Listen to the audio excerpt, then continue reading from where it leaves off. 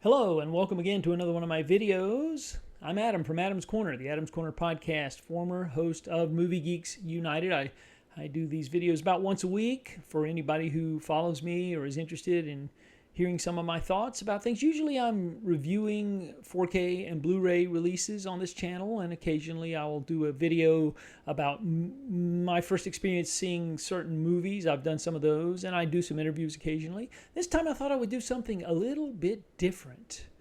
And I'm going to focus on the subject of humor and having a sense of humor in a partner, and how to measure a sense of humor in a partner through the wonderful medium of film. And you may be listening or watching and asking, where is he going with this? What's this all about?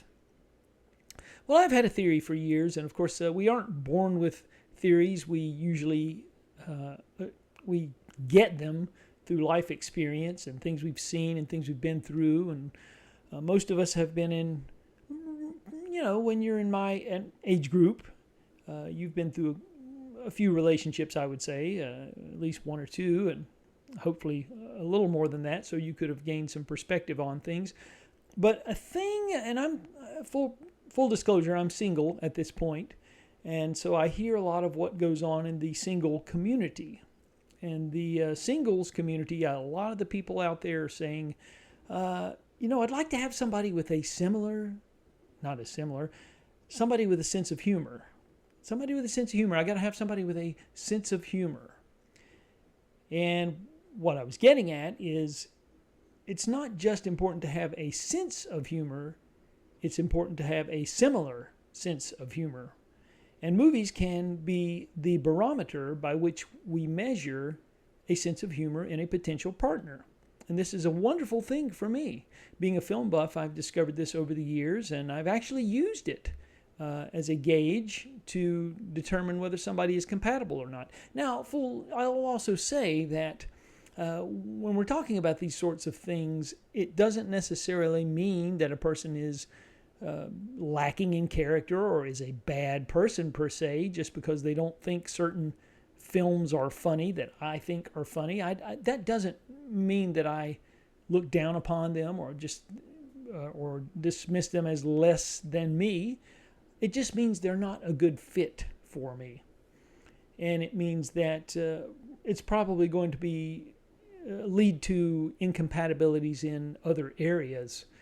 When I'm dating someone who doesn't laugh at the same things that I do, I tend to agree that they generally just don't see the world in the same terms that I do.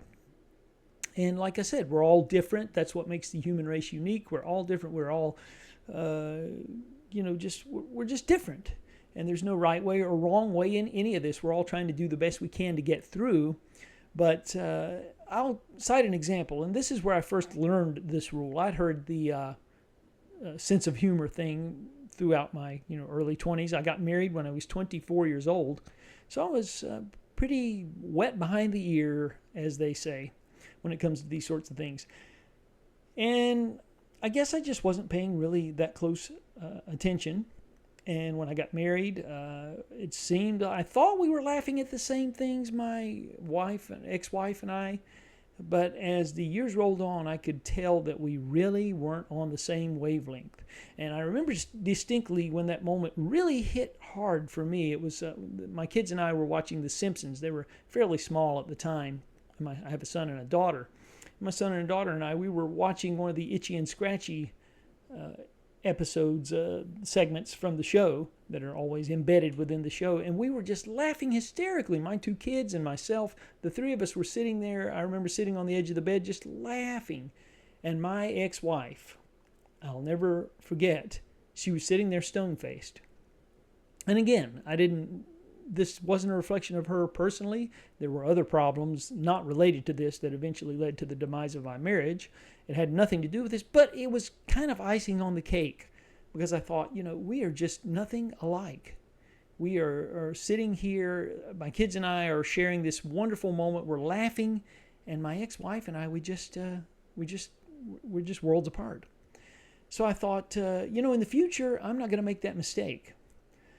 And I don't think in dating there are very few things that you'll find. There are some things that you'll find, but not too many that are more uncomfortable than watching a movie together, having that shared experience, and one person is laughing hysterically and the other one is stone-faced.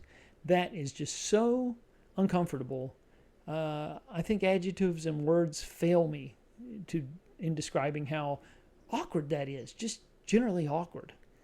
And so it's just something that I've always tried to steer myself away from. Now, with all that preamble, and I know I'll admit it was a shaggy dog story there to get to my point. But my point in all of this is that there are five. In this video, I'm going to go over 5 films that, to me, and again, if you're watching this video, you may disagree. You may not find any of these films funny, and that's fine. Humor is subjective. But for me, these 5 films are films that, if I'm going to be pursuing them romantically, we probably should be laughing at these films in equal measure. And so I'll just, for whatever it's worth, these are my picks, and like I said, yours may be different. But I'm going to start with the one that is probably the most important one for me, is Paper Moon. Now, if you followed my channel, you realize that I have interviewed one of the stars of Paper Moon, P.J. Johnson, and we have become quite chummy over the years. And she's just a delight. She's a delight in this film. This film, to me, is one of the funniest films ever made, if not the funniest film. But I don't want to say it's the funniest film, because there are so many great comedies. But it's one of, I would definitely say. And it's about the Depression and a man who may or may not be the father of this little girl. And they're going through Kansas and Missouri doing all kinds of con artist type things. I don't want to say too much about it, but there's just a great supporting cast. There's Madeline Kahn, John Hillerman, of course, Ryan O'Neal and Tatum O'Neal in the leads. There's Randy Quaid and P.J. Johnson, as I said. She didn't have nearly enough roles. She steals the show in her scenes. Just one of the funniest films. It's very episodic, and I have recommended this to several people over the years that had not seen it, and they all seem to enjoy it. So I think that I may be gravitating towards the right people. I will say that today, as I record this, I got the press release that Paper Moon is coming out in the 4K Ultra HD format. It has never been released on Blu-ray in North America. Can you believe that? I had to get this one from the UK, and this label is Eureka. And it's the reason why I purchased a multi-region player that would play discs from all over the world, just because Paper Moon is that important to me. And I told P.J. Johnson that this was my yardstick by which I measured potential relationships, and she laughed and laughed. It's true. I wasn't just saying that to pump sunshine up her skirt. It is true. So Paper Moon, a comedy that, I would hope that the person that I had romantic aspirations towards, that they would be laughing at that as well. I will say that it's interesting enough that that's directed by Peter Bogdanovich, and Peter Bogdanovich the previous year directed yet another film that makes this top 5 for me, What's Up, Doc? And it is it's an homage to 1930s screwball comedies, starring, again, Ryan O'Neal and Barbra Streisand. And a lot of people are put off because they're not Barbra Streisand fans, and they're like, I'm not a Streisand fan. Doesn't matter. Doesn't matter. Streisand is just one of the actors in the film doing what she does best, and they're all just operating at the top of their game.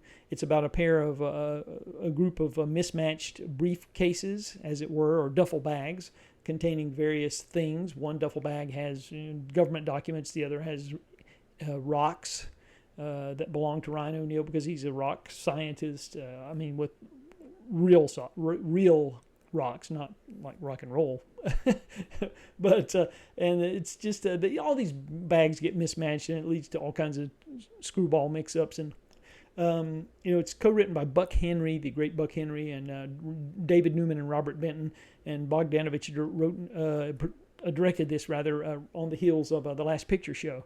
and it's one terrific set piece right after another. Good friend of mine, now deceased, unfortunately, my best friend in high school, his name was Charles Johnson, and I want to mention him because they say no, it's until the last person speaks a person's name, they still continue to live on. So I want to mention my friend Charles Johnson. He passed away 10 years ago through an unfortunate traffic accident. But he recommended this film to me in 10th grade, and he said, I don't know if it's your bag or not, but I really think it's funny. And he was right. And so all these years later, and that was 39 years ago, ladies and gentlemen, that I watched What's Up, Doc for the first time, thanks to my friend Charles. This is now available, currently available from Blu-ray on Warner Brothers, Warner Archive, I think. Originally Warner Home Video, went out of print. Now Warner Archive has it. Hopefully there'll be a 4K of that forthcoming. Another film that I think is very, very funny that is considered somewhat problematic now is Peter Sellers' The Party, directed by Blake Edwards. The story behind this film, my father saw this. He wanted to see this in a theater when it came out in '68. And he was a social worker, and occasionally he would go on his lunch hour and he might take a little longer lunch hour and work a little late, and he would go see a movie sometimes. And he wanted to see The Party. It played for 3 days, he told me, in a theater, and he never got to see it until it came on cable in 1983. By that time, I was around. I wasn't around in '68, but by '83, I was in the world, and I sat with my dad, and we watched The Party on Cinemax, and we laughed, and we laughed, and we laughed, and it still remains one of my favorites. Directed by Blake Edwards. It's about a bumbling Indian actor who is accidentally invited to a chic Hollywood party, and he basically, it's one set piece right after another as he basically dismantles the party through just bumbling and a lot of physical comedy stuff going on there. But if you've seen it, you know what I'm talking about. The problems with this film are that Peter Sellers plays the Indian actor, and he has a lot of mannerisms that may be considered stereotypical, but you got to realize it was made in 1968, and it's just, you can't, if you can overlook that and just pay attention to the set pieces and how wonderfully orchestrated they are. I mean, there's some really side-splitting things going on in this film. Again, if I were with someone and they were sitting there stone-faced, I would have to maybe check their pulse. Moving along to another problematic film because of its writer and director would be Woody Allen's Love and Death. It's his send-up of Russian literature. Say what you want to about Woody Allen. Everybody has their own opinion. You can't deny this film is funny. It is just one joke right after another from start to finish. It's 82 minutes just packed wall to wall with jokes.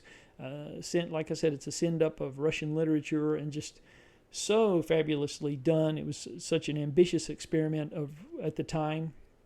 He was moving along with his filmmaking style, and this was a major step towards Annie Hall, which was his next film.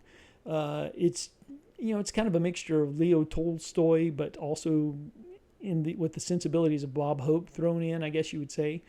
Just so funny. And again, this is a film my kids grew up watching. My son used to mimic some of the routines from the film, the physical stuff, and we would get a kick out of watching him. So anyway, Love and Death has been available on Twilight Time. That's the one I have, but it's also now available. I think it's been reissued by another label. I can't remember. Sandpiper Pictures, I believe. And finally, we'll talk about real quickly Some Like It Hot, Billy Wilder's 1959 comic masterpiece. Again, just what can you say about this film?